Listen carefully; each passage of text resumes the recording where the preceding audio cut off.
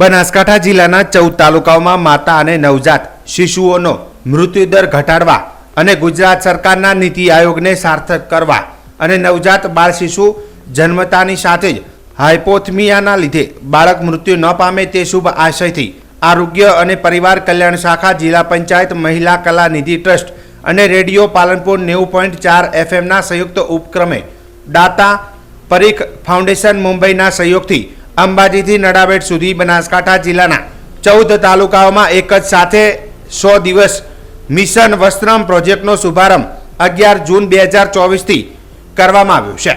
ત્યારે આજે વાવના ટડા હોસ્પિટલ ખાતે ડોક્ટર અરુણભાઈ આચાર્ય પૂર્વ CDHO તથા ડોક્ટર BR મણવર THO વાવ, ડોક્ટર જયદીપસિંહ રાજપૂત CHC તડાવ તેમજ GR પંચાલ તાલુકા સુપરવાઇઝર વાવની ઉપસ્થિતિમાં બેબી કીટ તેમજ મીઠાઈ વિતરણ કરવામાં આવી હતી।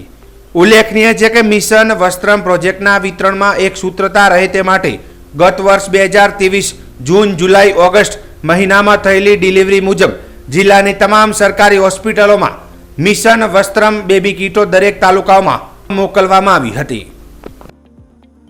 આજરોજ મિશન વસ્ત્રમ યોજના અંતર્ગત આ યોજના કલા નિધિ ટ્રસ્ટ દ્વારા ચલાવવામાં આવે છે, જેનો હેતુ નવજાત બાળકોના બાળ મૃત્યુ દર ઘટાડવાનો છે। આ યોજના 2017થી બનાસકાંઠા જિલ્લામાં ચાલુ હતી, પણ એ યોજનાનો વ્યાપ વધારવા માટે આજે અંબાજીથી નળેશ્વરી સુધી સમગ્ર જિલ્લામાં સરકારી ઇન્સ્ટિટ્યૂટ કે જ્યાં અને બીજા પ્રાઇવેટ ઇન્સ્ટિટ્યૂટ કે જ્યાં વધારે સુવાવડ થઈ રહી છે એવા કેન્દ્રો ઉપર મિશન વસ્ત્રમ અંતર્ગત